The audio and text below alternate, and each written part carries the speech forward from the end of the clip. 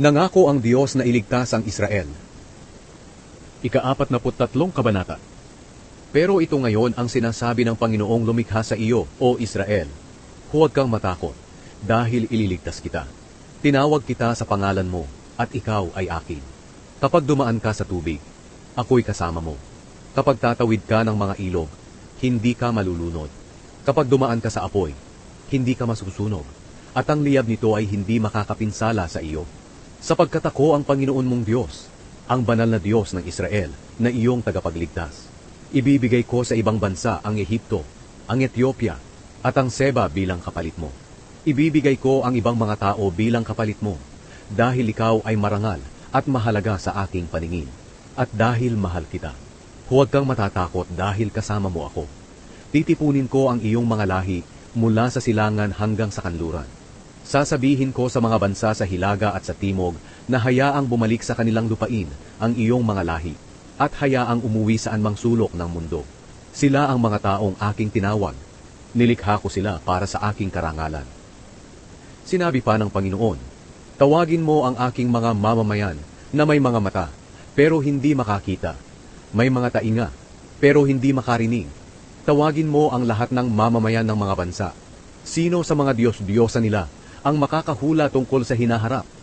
Sino sa kanila ang makapagsasabi tungkol sa mga nangyayari ngayon? Isama nila ang kanilang mga saksi para patunayan ang kanilang sinasabi, upang ang mga makakarinig ay makapagsasabing, totoo nga, mga mamamayan ng Israel, kayo ang aking mga saksi.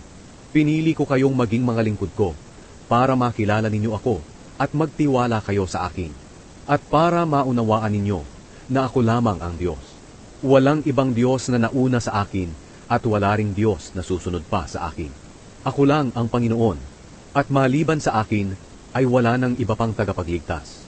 Nagpahayag ako na ililigtas ko kayo, at tinupad ko nga ito. Walang ibang Diyos na gumawa nito sa inyo. Kayo ang mga saksi ko. Sinabi pa ng Panginoon, ako ang Diyos. Mula pa noon, ako na ang Diyos. Walang makakatakas sa aking mga kamay.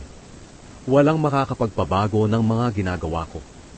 Nangako ang Diyos na tutulungan niya ang kanyang mga mamamayan. Ito ang sinasabi ng Panginoon ninyong tagapagligtas, ang banal na Diyos ng Israel. Para maligtas kayo, ipapasalakay ko ang Babilonia sa mga sundalo ng isang bansa, at tatakas sila sa pamamagitan ng mga barkong kanilang ipinagmamalaki. Ako ang Panginoon, ang inyong banal na Diyos, ang lumikha sa Israel, ang inyong hari. Ako ang Panginoon na gumawa ng daan sa gitna ng dagat. Tinipon ko ang mga karwahe, mga kabayo, at mga sundalo ng Ehipto, at winasak sa gitna ng dagat, at hindi na sila nakabangon pa, para silang ilaw na namatay. Pero huwag na ninyong iisipin pa ang nakaraan, dahil bagong bagay na ang gagawin ko. Ito'y nangyayari at nakikita na ninyo. Gagawa ako ng daan at mga bukal sa disyerto. Pararangalan ako ng maiilap na hayop, pati na ng mga asong gubat at mga kuwago, dahil maglalagay ako ng mga bukal sa disyerto para may mainom ang mga pinili kong mamamayan. Sila ang mga taong aking nilikha para sa akin at para magpuri sa akin.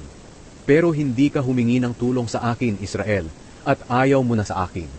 Hindi ka na nag-aalay sa akin ng mga tupang handog na sinusunog. Hindi mo na ako pinararangalan ng iyong mga handog, kahit na hindi kita pinahirapan o pinagod sa paghingi ng mga handog na regalo at mga insenso. Hindi mo ako ibinili ng mga insenso o pinagsawa sa mga taba ng hayop na iyong mga handog. Sa halip, pinahirapan mo ako at pinagod sa iyong mga kasalanan. Ako mismo ang naglilinis ng mga kasalanan mo para sa aking karangalan, at hindi ko na iyon aalalahanin pa. Isipin natin ang mga nakaraan. Magharap tayo. Patunayan mong wala kang kasalanan. Nagkasala sa akin ang mga ninuno mo, at nagrebelde sa akin ang iyong mga pinuno. Kaya inilagay ko sa kahihiyan ang iyong mga pari, at ikaw, Israel, ay ipinaubaya ko sa kapahamakan at kahihiyan.